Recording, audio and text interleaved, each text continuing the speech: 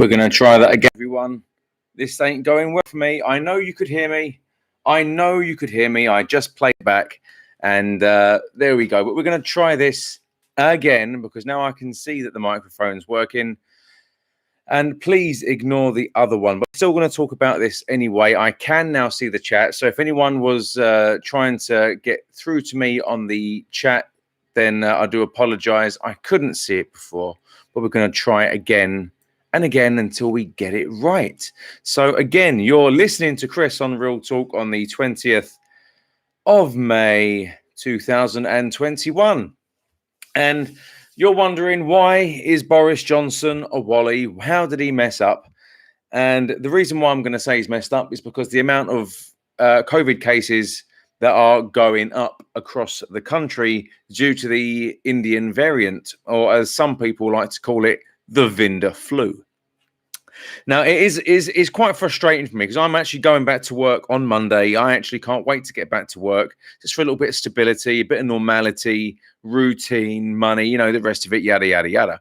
But it gets to a point where I still don't trust people enough to be sensible. I don't trust anyone enough to do the right thing or to wear masks when they should do, or to social distance. They seem to think that everything's going to be hunky-dory and fine just because things are starting to open up again. But that's not going to be the case whatsoever. What I'm thinking is the fact that because these cases are still going up, and because it is more transmissible, that I'm beginning to think that this lockdown isn't going to end when we think it's going to end. So what was it? The something of June, the 21st or something of June. All restrictions are supposedly supposed to be coming off. I'm not saying that's going to happen whatsoever. I believe there's going to be regional restrictions put back into place, as we are still in lockdown. You know, there may well be a few more freedoms, but technically it is still a lockdown. So I genuinely think that because he said he's not going to do another lockdown, there's nothing stopping him from adjusting this one. I've said this quite a few times, and bearing in mind furlough is still in place until September, so that gives them more of enough of an excuse to say, oh, we're doing the right thing. This is what Boris Johnson does, and it's what Rishi Sunak says. And I have created an unprecedented care package for everyone across the UK, from furlough to not being able to be booted out of your home. This government, by me, Rishi Sunak, is the most generous in an unprecedented way. And the thing is, that means nothing to me, because everything you've done, Boris Johnson, not so much Rishi Sunak, but everything you've done has been too little and too late. So this is what I'm saying should have happened. And I actually did mention this a long, long time ago. I said the borders should have been closed. In fact, I said this back in January or February last year, when COVID was relatively new. We had very few cases in this country. I said we should close the borders. I actually put on the community post the other day a video that I done back in April last year, a damn year ago, speaking about the crisis that is going to happen in India. And it happened. And I said, close the damn borders. The second this country got any kind of whiff or sniff of an absolute mass outbreak in India, which was absolutely inevitable because I saw it happening a year ago, we should have closed the borders. That's what it came down to. We should have closed the borders to anyone coming into this country from India, with the exception of British nationals coming home. At what point they should have been made to be, should have been put in isolation. And the thing is, all this malarkey about you having to fork out your own money, £1,750. Who has that kind of money to pay for isolation? This is the sort of thing that should be fronted by the government. If you want me to go into isolation from wherever, and you want me to put my hand in my pocket, absolutely no chance. That is wrong. It is stealing, is what it is. at the end of the day, the government has the money to cover that cost, is what I believe. And also another thing is, why should we in this country pay for COVID tests to go abroad where everywhere else they're free? This is just, I mean, I voted to leave. Don't get me wrong. I do still believe in Brexit, but there's just some things the European Union does correct. And the quarantining of people without having to charge them, and the testing of people without having to charge them, I think, excuse me, I think they do much better. So that annoys me. It really, really does. Let me read these 4 comments I've got this morning from 2 people. I've got Stuart and I've got Soft16, who says, "Morning, Chris. Please don't joke about the Indian variant. My nan's in a coma at the moment." Ah, ah, ah, ah, ah. Oh, man. I can't. Do you know what? That actually tickled me somewhat. That's quite funny. Stuart Bus Driver says, "Morning, Chris. I'm just on a break at the minute. Hope you're good and looking forward to next week. Cheers." Yes, I am absolutely looking forward to next week. But I am very apprehensive still because I work with a bunch of pillocks. I'm not going to lie. I'm not going to sugarcoat shit. I can't. I'm sorry. I do miss my colleagues, but a lot of them, unfortunately, fall into the COVIDiot bracket, where they either don't want to get a vaccine, or they don't believe it's real, or they believe it is caused by 5G, which is just absolutely bonkers. It drives me absolutely mad. Saw on the news, can't even separate red airport travelers from the rest. What a joke. And this is something, Soft16 Stick, that I wanted to speak about, specifically Heathrow Airport. So let me just ask a question to Siri. Hey, Siri, how many terminals does Heathrow Airport have? I found this on the web. For how many terminals does Heathrow Airport have? Check it out. Let's have a look, shall we? Do you know what? Let's Google it. Let's Google it instead. Let's do this. How many terminals has Heathrow got? Yes, here we go. 4. Oh my good golly gosh. So Heathrow Airport has 4 terminals. 4 terminals is what I just Googled. It may well be more. I don't know. You know, the internet isn't everything. However, there are more than 3. So this tells me that by sheer common sense, Boris Johnson should have imposed at airports with multiple terminals, different coloured section terminals: green terminal, amber terminal, red terminal. If you have an airport with 2 terminals, you have green separate from everyone else, and then amber and red terminals mixed in. However, with changing the flight plans so that you have amber countries flights coming in from one half of the day, and then red throughout the second half of the day. You see, it's not rocket science. If I can work things out, then I don't understand how government can't sort things out in a sensible way. It drives me absolutely mad. I don't understand the mindset of people that are in charge in this country. So Boris Johnson's messed up again, and he said he wants to wait until the 14th of June before making a decision on whether or not he wants to extend the current legislation and rules and restrictions and blah, blah, blah. Again, too little, Boris Johnson, too late. It's not just an opinion. It is a damn fact that you're doing things too little, too late. In 2020, when I was saying we should be closing the borders and we should be putting restrictions in and we should be putting in roadblocks and we should be doing this and we should be doing that, nothing happened. And then when it did happen, it was easily a month or 2 after I said it should happen, and it wasn't enough. It wasn't enough. I said we should lock things down. You didn't want to lock things down, then you do lock things down. And it wasn't enough because you didn't do it properly. It's just common sense, says Stuart, the bus driver, to separate terminals, but that is too much work to sort out. No, it's not. It really isn't too much work to sort out because when the plane lands, it taxis to the terminal it needs to go to.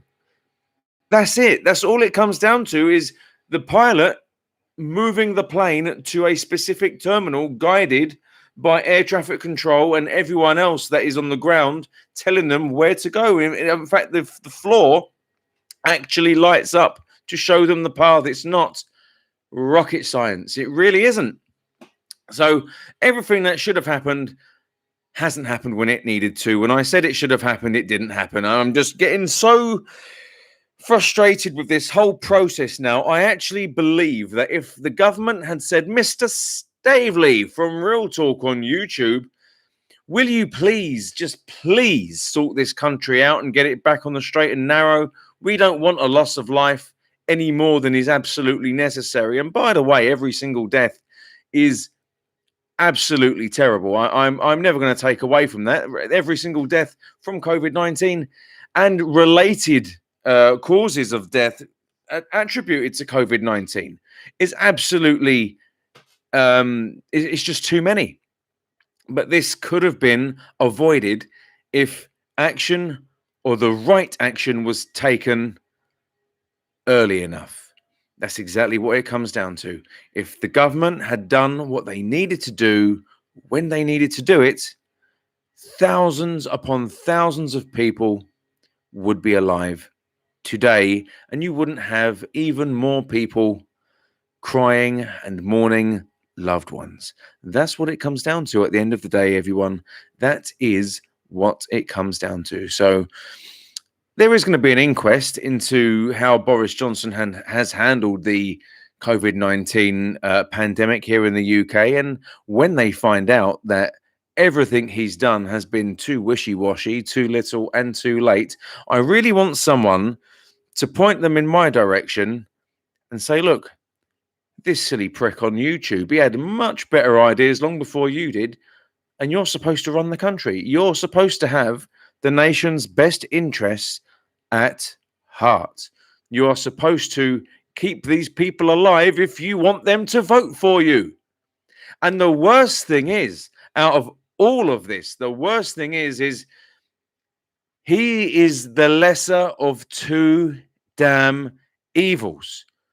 I would have rather had Boris Johnson be the Prime Minister than Jeremy Corbyn at the time. Much preferred Boris Johnson. Bearing in mind, I don't particularly like the man too much. Ever since he was the Mayor of London, I didn't really like him too much. But again, he is better, realistically, than the current shit show we have now in London. I would much rather have Boris Johnson as the Prime Minister than a weak, wishy-washy Theresa May, which is why he's there now, and an absolute montard of Jeremy Corbyn. And I would still much rather have Boris Johnson as the Prime Minister over Sir Keir Starmer.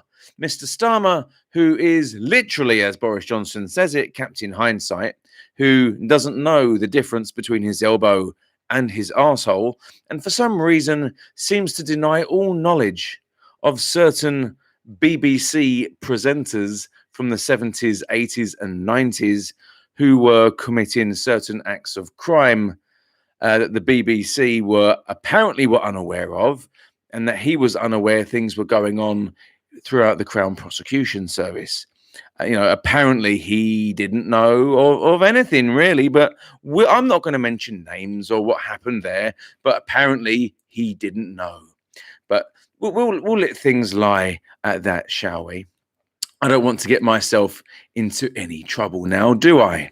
So there we go. I mean, might as well have had Diane Abbott. Oh my God, Diane Abbott is an absolute shit show. It's like she can't put her own shoes on her feet properly. It's like, today on Sesame Street, we're going to count with Diane Abbott and me, the Count. One shoe, Too shoo. Ah, ah, ah. It just makes me laugh. It really does. Hello, my name's Diane Abbott. Oh, I had cereal for breakfast this morning. I counted all my Cheerios. I did, and now I'm going to work. Oh, I've still got Cheerios. They're on my nose. Oh, they're on my chin as well. Let's count the Cheerios. 1 Cheerio, 2 Cheerio. Diane Abbott! And she just drives me mad. She's thick as a plank. She really is. And, it's just, I'm so glad that Labour hasn't got into power, realistically. I mean, don't get me wrong. I was always a lifelong Labour voter. I really, really, really was until Jeremy Corbyn took over.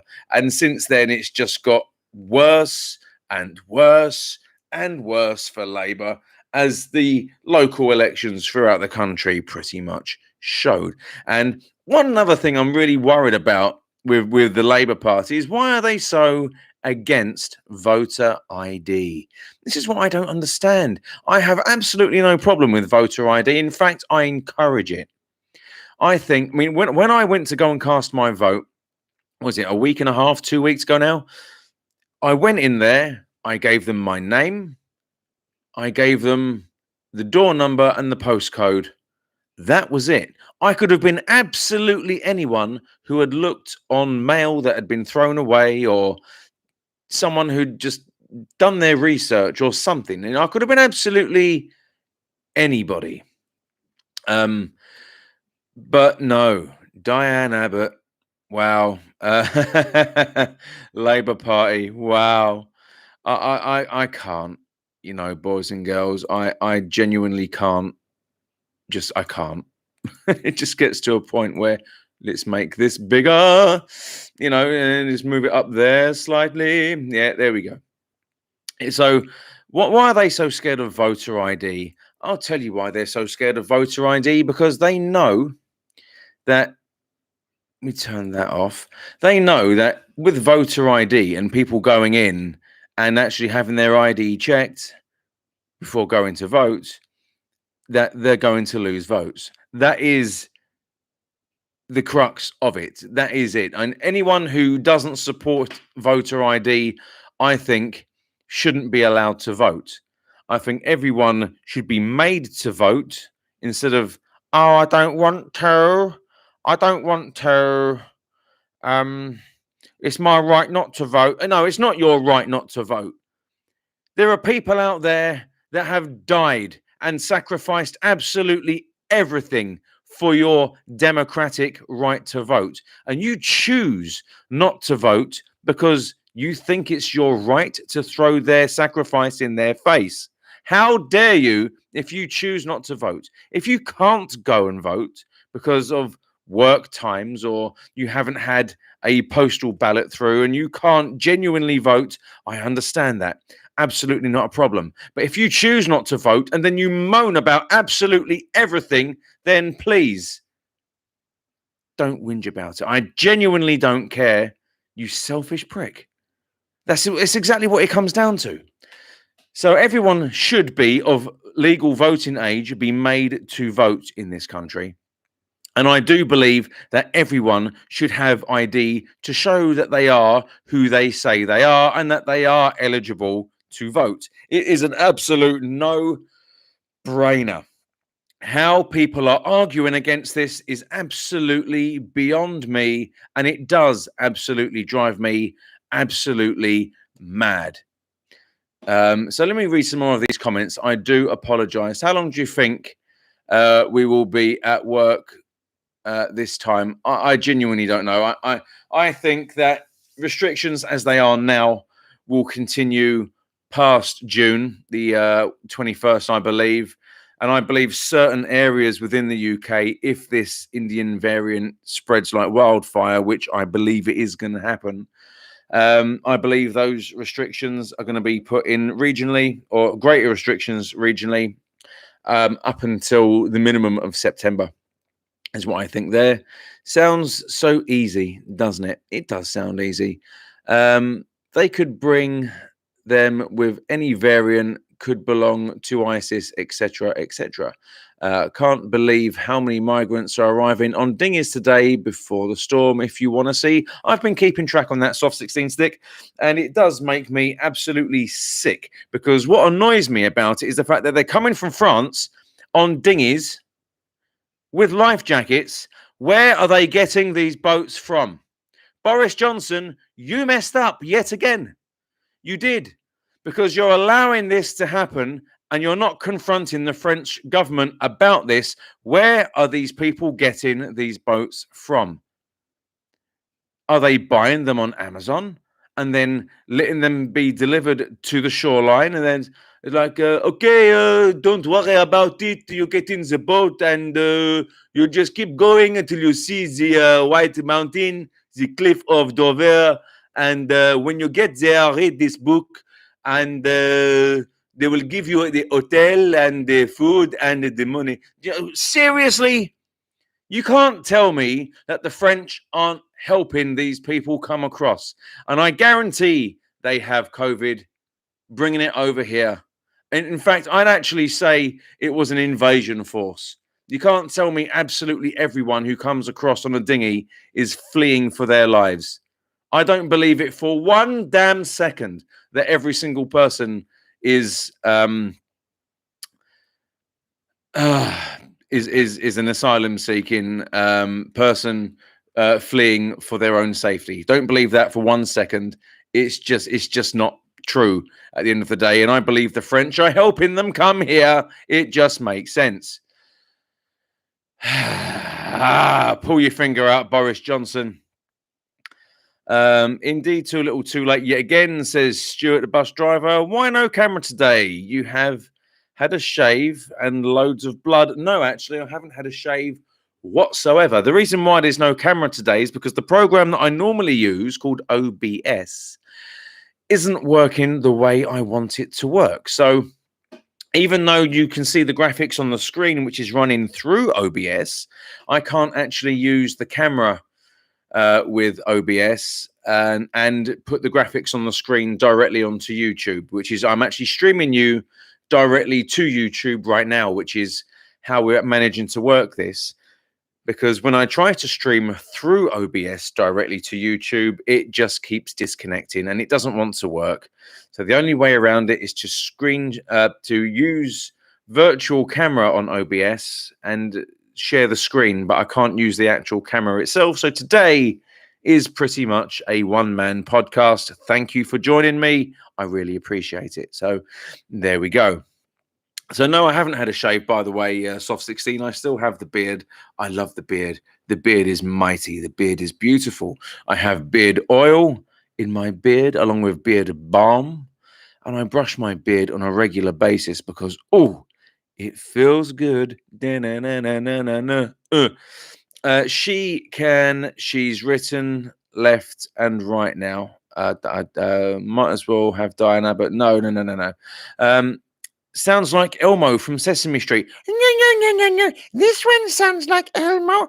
Oh, I love you so much. I'm Elmo. And Diana, that's an absolute prick. There we go. My name's Elmo. Let's have a look. Getting fed up with these food delivery drivers.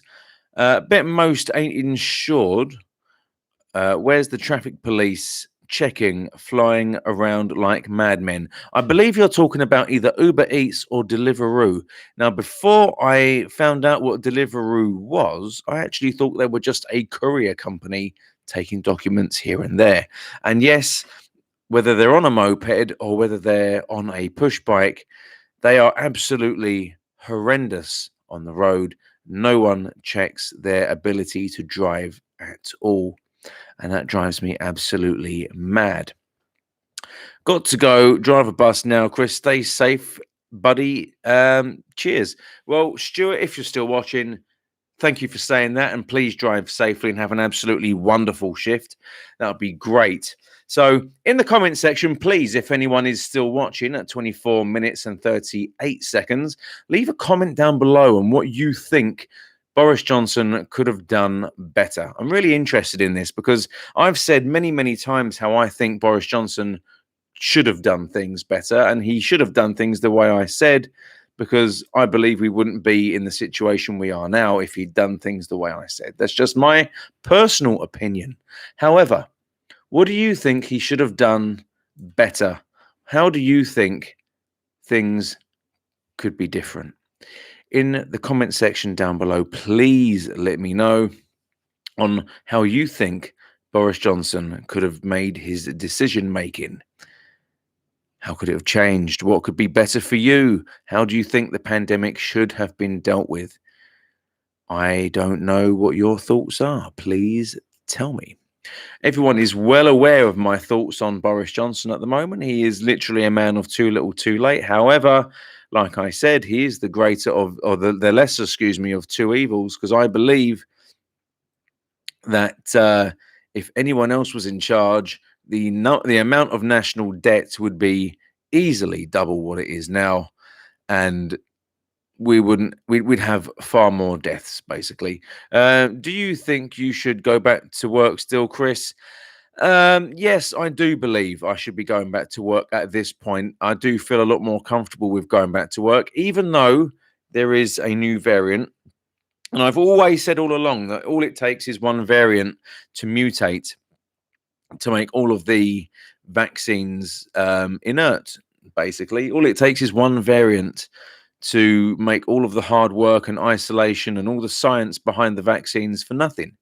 And he says, while we all need to do the best we can to self-isolate if we're showing symptoms, get tested on a regular basis, get our vaccines. I've had both of mine, which is why I'm feeling comfortable, or not particularly comfortable, but a bit more comfortable with going back. You know, I am well aware that I can keep my distance from other people. I'm well aware that I can keep the inside of the cab of my bus clean. I've got no issue with my own level of personal hygiene. I have a problem with other people's level of personal hygiene, which again can be sorted out with just a bit of common sense and some wipes of the antiviral variety. Ross McGarry says, great morning hearing you, pal, even without a camera. So yes, I'm not using the camera today because the program that I normally use is out of action, unfortunately, which is really, really annoying. But I am still able to use the program itself to get the graphics on the screen, which is why you're seeing my logo, you're seeing YouTube and quote of the day, and why you can still see the rules of the channel at the top, which is on another thing that was originally there for talking to someone who believed the earth was flat. However, I think I'm going to keep it up there just to make sure people are aware that the rules of my channel is everyone must be nice to each other. Even if you don't agree with each other, it's nice to be nice. So there we go. But yeah, I am looking forward to going back to work. And like I said, I keep saying it, I am apprehensive, but I'm looking forward to it. So there we go. Another thing which is something that I want to talk about is the trains in this country being taken over by the government, and they're turning it into Great British Railway. Now they want to do away with the franchises, which it's going to be such a difficult thing to do because you have many different train operators. Southern, you've got Southwest, you've got Abellio, I believe even some go ahead trains. There's so many different companies out there with like was it LNER as well with train services, and for the government to say we're taking these services back and turn it into Great British Railway, we're going to do this and we're going to do that, I just don't see that being a viable option, because the only way train fares are going to come down realistically to get more people on those trains is to reduce the fares. And how are we going to reduce the fares?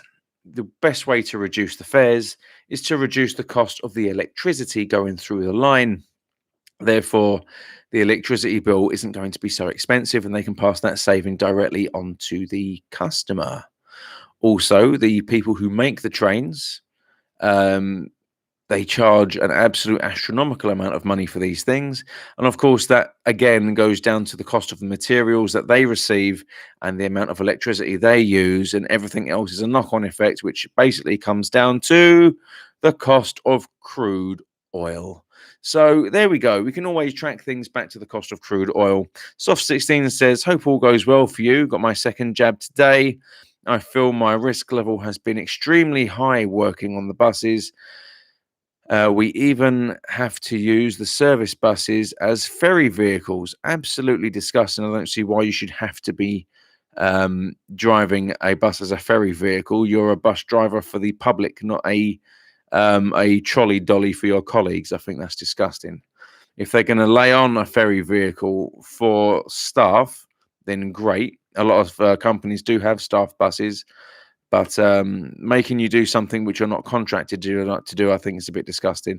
But I'm glad you're having your second jab today. I found myself that when I had my first jab, I wasn't feeling too great. I was really rather ill with it for quite a while, actually, is what happened with that. However, with my second vaccine, I was a lot more with it, so to speak. I didn't have any, I had or basically next to no side effects with my second jab at all. I felt fine, absolutely fine with my second jab. Maybe a little bit of a headache, but the side effects of the second one were absolutely minimal. So please do not worry about having your second jab. If you do get side effects, it will probably be absolutely minimal compared to the side effects you had of the first one.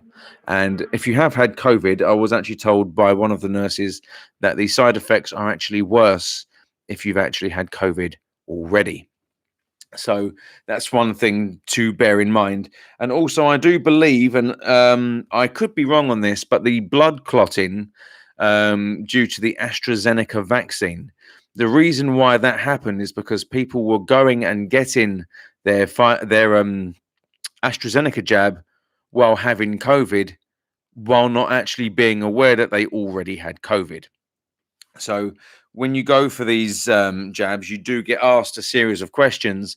But if they were asymptomatic and they don't know they have COVID, then they would have had the jab while having COVID. And that is what is causing the blood clots. So please, if you are going for your jab and you're being offered the AstraZeneca and you know the date of it, what you need to do is make sure that you take a lateral flow test. You can get these from .gov website.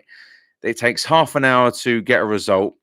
Do a test before you go and have your jab, because if you have a positive, stay at home, rebook, allow someone else to have your vaccine. You will be able to get it. Just make sure you test yourself before going to get your vaccine. It's common sense at this point. I don't get why people aren't using a level of common sense. Luckily, I got Pfizer. Well, I had the Pfizer one too. Another good thing about Pfizer is that they're saying it can be now stored in a fridge for a set amount of time instead of being stored at minus 80 degrees centigrade. So there we go. I got my second jab, says Ross McGarry, on the 17th of May. But I will definitely be the last in my lifetime up against my MS. For those who don't know, MS is multiple sclerosis, and he does suffer with that, and he does get on with it the best he can. I'm glad you felt fine, Chris. Well, thank you very much, Ross McGarry. I really appreciate your kind words, and I do hope you're feeling well also.